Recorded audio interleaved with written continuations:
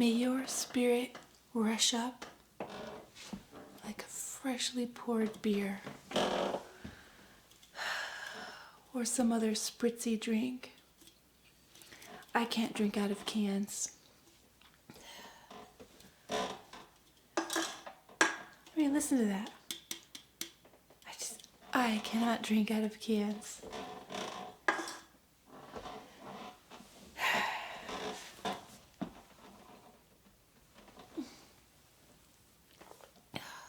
It's a very interesting world, isn't it?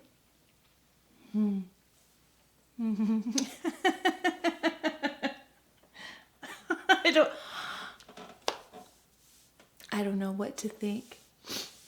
I'm in my third week of self-isolation. And it's going fine because that's the normal state that I push for in life.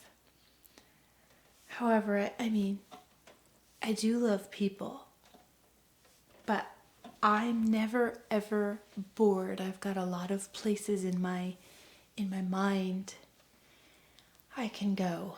A lot. Too many places. I've got rooms and rooms. It's a giant house up here. And it is a giant house. Because once I had a near-death experience where I think I may have died for a little while.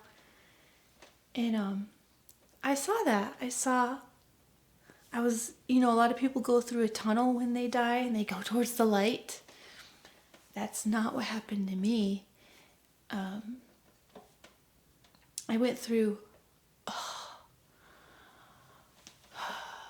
I went through an amazing hallway. It was a beautiful house. It was a very well-built house. And it was this wonderful hallway with a lot of wonderful wood trim and beautiful wooden doors.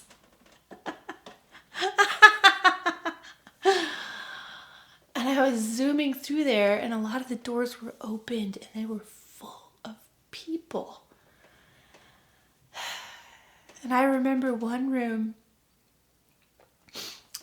as I was rushing through, as I was dying, because I was in a car accident, and I'm rushing through, and I grabbed hold of the door frame, because as I was going by, I said, "Whoa, who is in that room?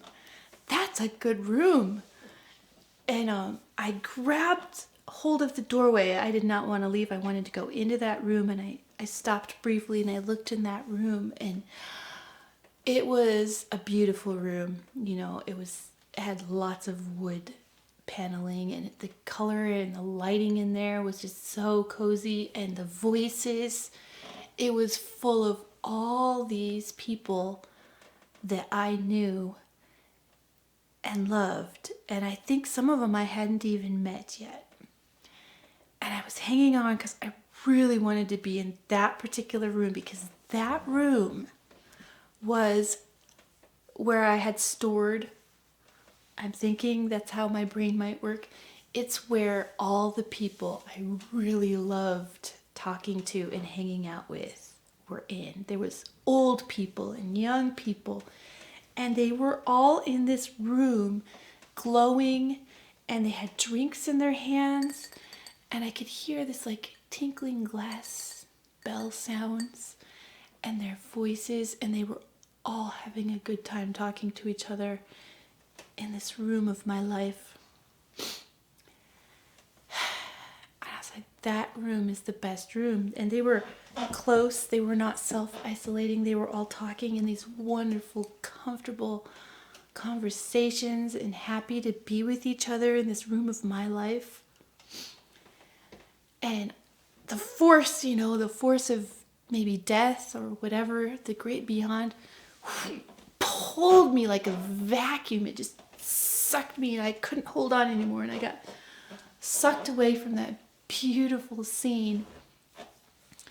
And when most people die, they go to the light, but I hear some people have hell experiences, or they see God. I went out into the dark, but it was beautiful. It was gorgeous. It was outer space or something. It was out there in this, how do you explain it? This sound. If you've ever been around awe, there are moments in life where you can hear, like I can hear it in fog sometimes. I call it the silent awe. It goes like this. It's like a long breathing sound. And it's wonderful. It's a wonderful sound. Like, it's this calm peace. And it's not absolute silence. There's something there. Because I think absolute silence would be terrible. And maybe some people are feeling that right now. I don't know, but I was out there with the stars and it was beautiful, and out there in that awe, whatever that is. And I did see something amazing out there. I saw something really amazing. And I think it was my future self. I think I looked at myself because I met someone, a woman out there. And just as I was going to ask who she was, I got pulled back. I got pulled back into this world. And I was changed after that. I came back, and I remember laying there. My eyes were like wide open. I couldn't move. I was coming back into my body.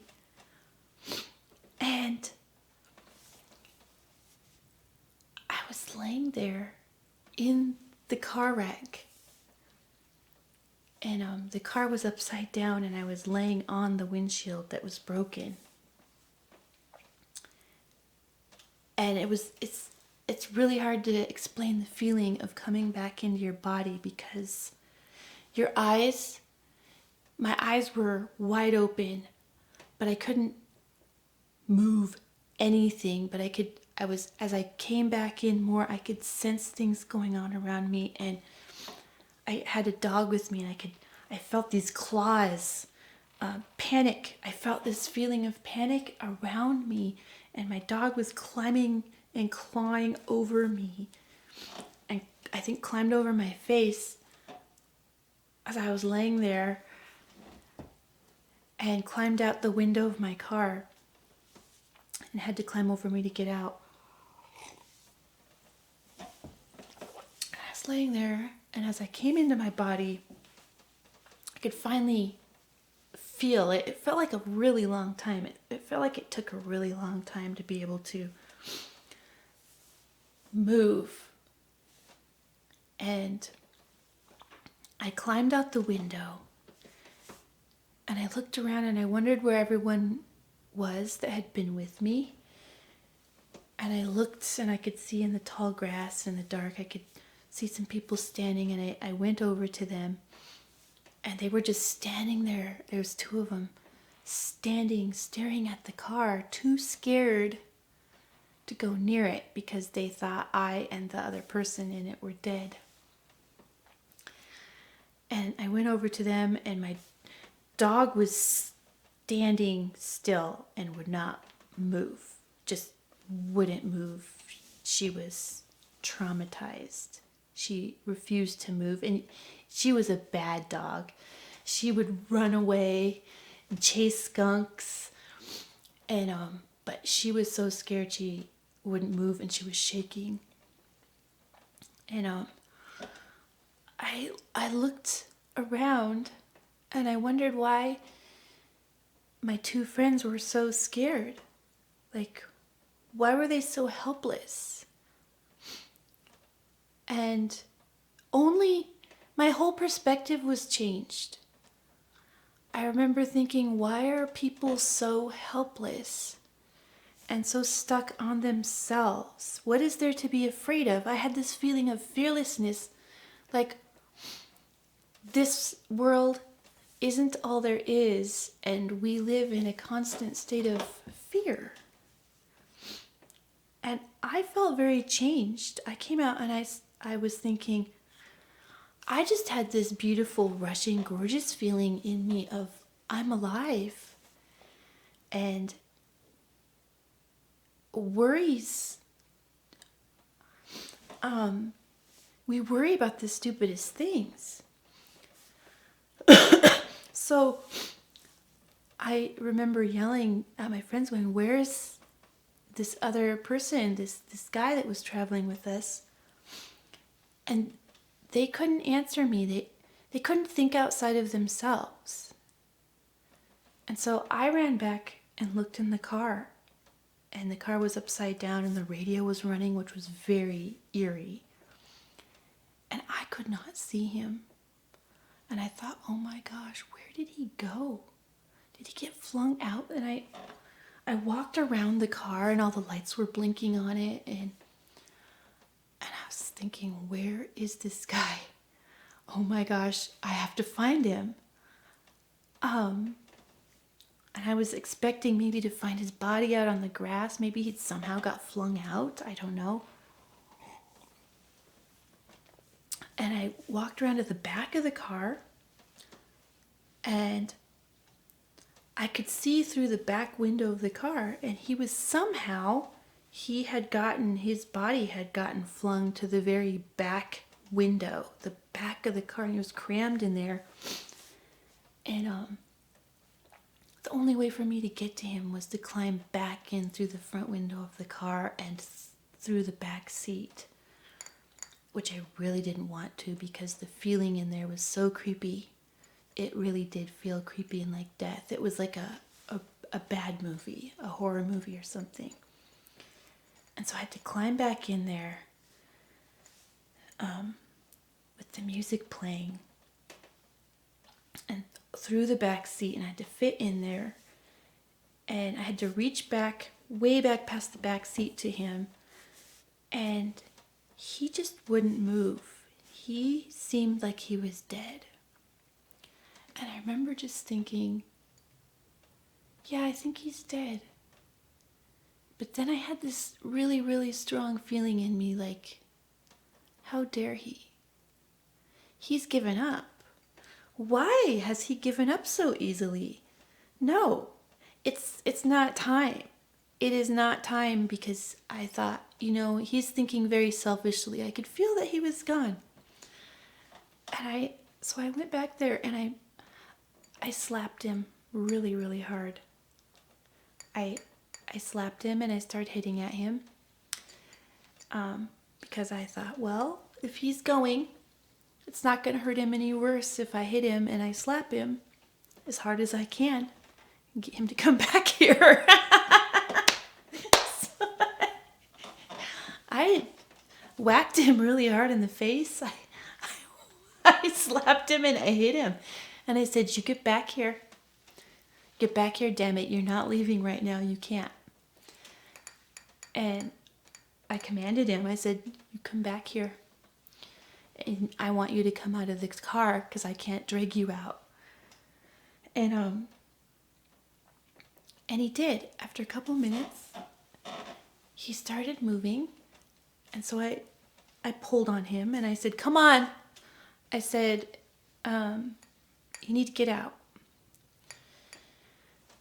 And he finally came back into his body. And he climbed back over the seats and out the little window with me. I helped drag him and guide him out. And he and I both got out. And I think he had a similar experience to me because he didn't seem as scared as the other two. And he couldn't talk. And a few days later, after the accident, I was taking a walk downtown because I didn't have any contact with with him, or his friend, the other guy, and I was walking downtown and I saw him and his friend just sitting on a bench, just hanging out. And I was like, so how are you doing? And I was like, do you want to file insurance claim or anything like that? Because you could have injuries. Because none of us had any injuries. Like, barely a scratch. Which was really strange. Like, oh, my shoulder hurts a little bit. And the one guy, I mean, he had these long blonde hair. And it was in these teeny tiny braids that went way down. They were really long. Like, even though it was braided, it was still down to like his waist. And he still couldn't really talk, but he was just looking at me real strange. And he's like, I said, so what happened? He's like, I can't talk about it. He's like, I can't even talk about what happened and what I saw when I died. He said, it was really, really something. He's like, I'm still trying to figure it all out. It was amazing. And he said, I wouldn't take that car accident back, because the experience of what he'd seen on the other side was so amazing. But he was looking at me weird, and I never asked him, because he's like, yeah, I saw some things about you. He's like, I saw some things, but I just can't talk about them.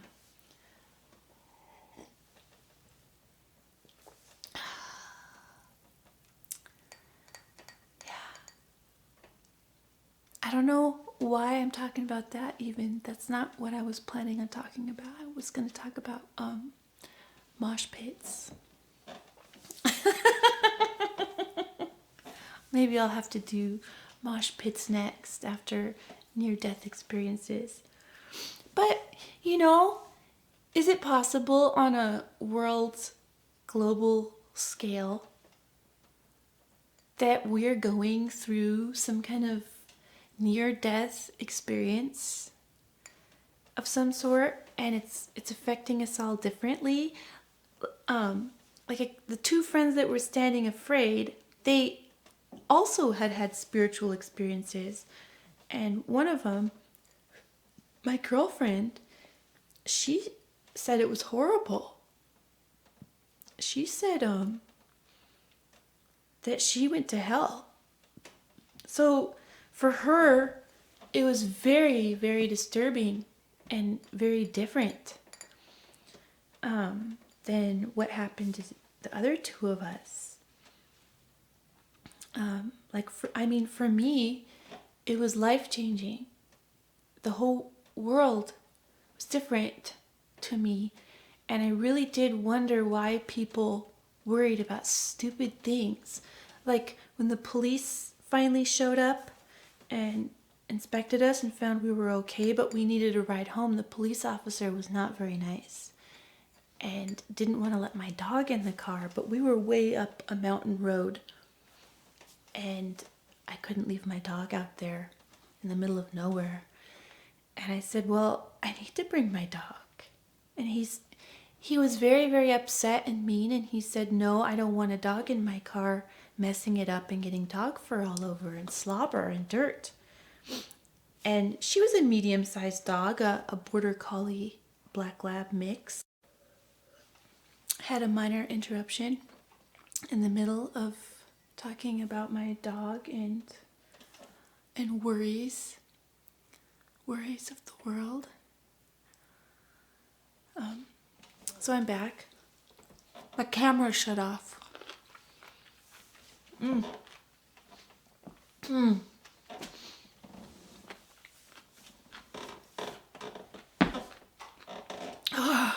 Lime. I have to use up my limes. So anyway, I think I was talking about this accident. I don't even know why I'm talking about it tonight. That is not what I was going to talk about. And I remember being very, very shocked at that police officer. thinking, wow, the things people worry about, fur, these things don't matter. Dog fur, they don't matter. This stuff just doesn't matter. People worry about the smallest things. And right now we are worrying about the smallest thing.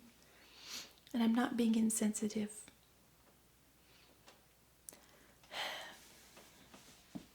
Shouldn't I be worried people are dying?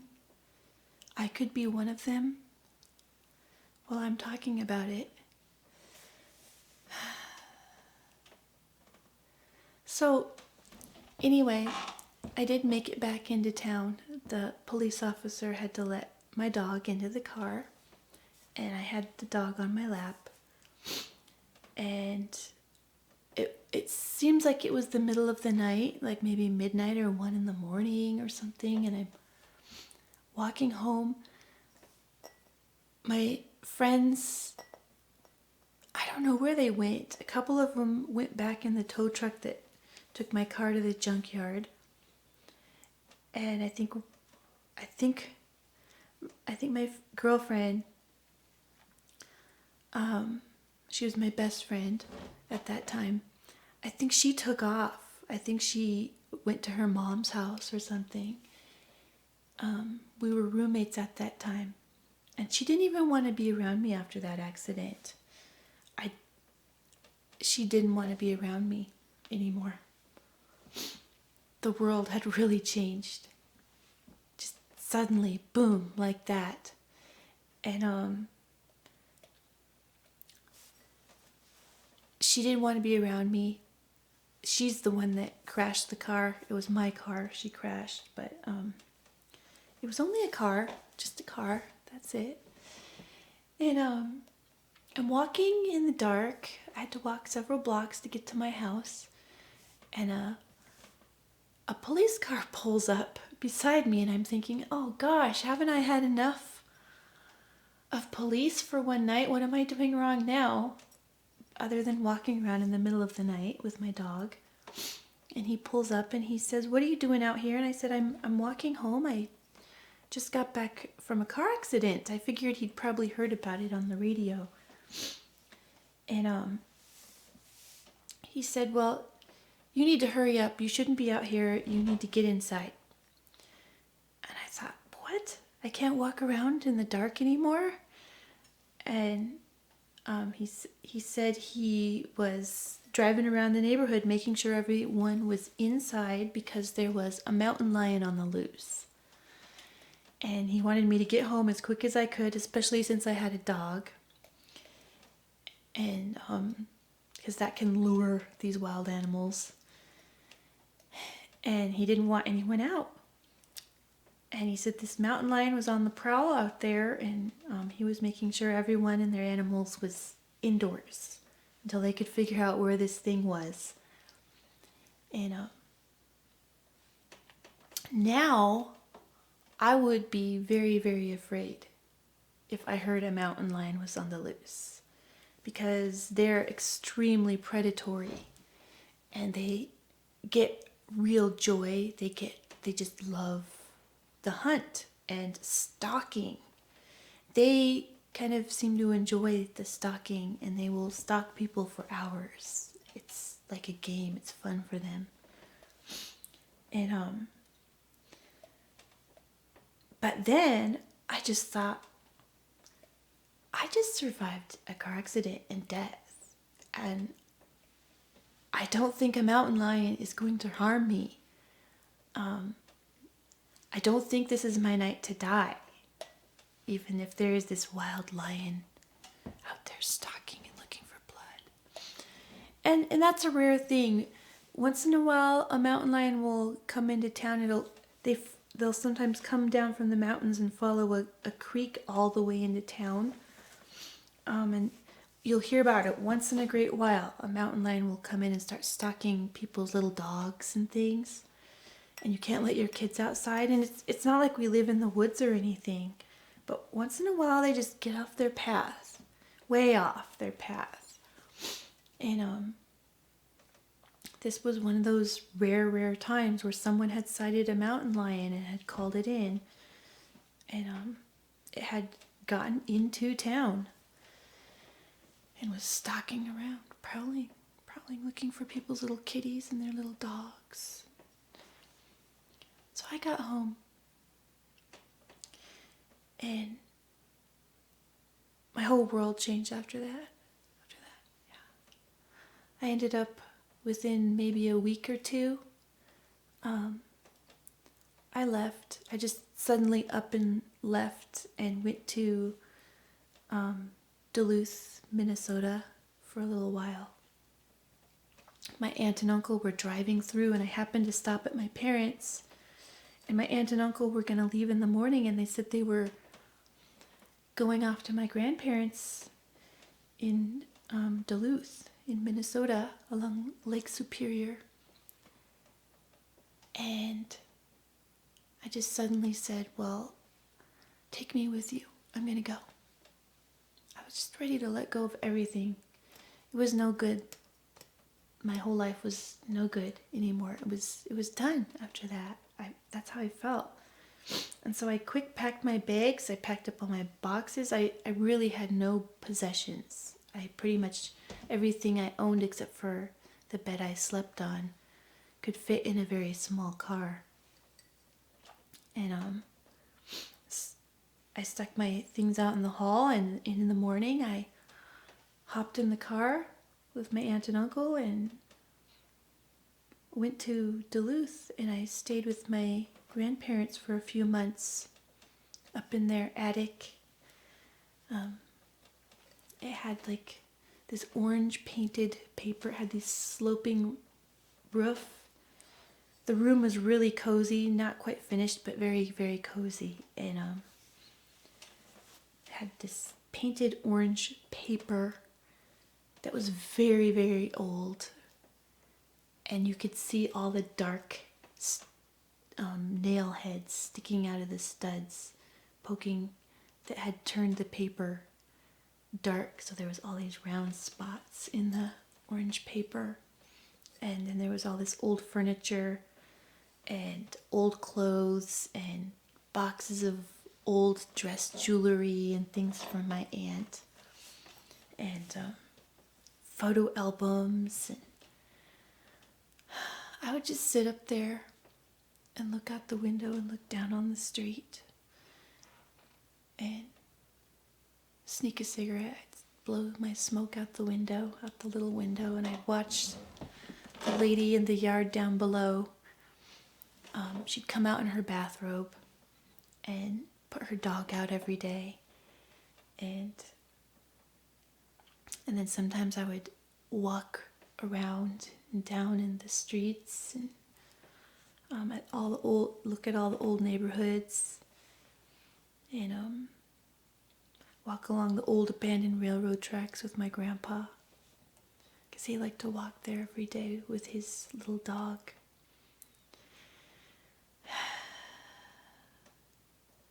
But yeah, I think, as I may have mentioned earlier, I wonder if we're going through a global near-death experience. And we will come out, but we're all going to have different experiences in that. For some, it's going to be hell. I wouldn't say it's going to be heaven for anybody, but it could be life-changing. Even for myself, I don't know what happens in the next few months. How much does my life change? Do I have a job? Do I even want to stay at that job? Because I think the world is going to change so much that my job may become obsolete, and that would be a good thing if it did. I love my job, but I also feel like it would actually be a good thing for my job to become obsolete and not exist anymore. It's the old world. It's some of our systems right now are very old and outdated and behind.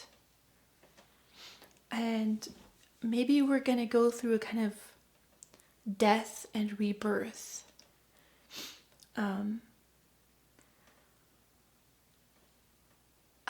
I know I can't be the only one thinking this, but it could change things for good and for worse. I think if it's worse, I think still a lot of people, I would like to say myself, but we don't know unless we're tested and tried. I would like to say I'm one of the ones that is strong enough to adapt and push through and maybe even sacrifice my life if things get really bad and maybe even dictatorial. Because I can see that happening. People getting closed in. Not where I live. It's actually very recommended where I am to go out, go outside, get in the fresh air, and breathe. It's recommended. So we don't have. There's fear here, but we have so much space that we can get out into, and that space is not closed off. A lot of the playgrounds are, because they don't want the kids playing together. And there's a lot of really social moms here who would be all gathering at the park with their kids. So they're trying to keep people separated. You know, you need to go play on your own, go play in your own yard, go take walks on the street or something. So yeah, there's some real changes. But I think that's enough of my spur of the moment near death memories.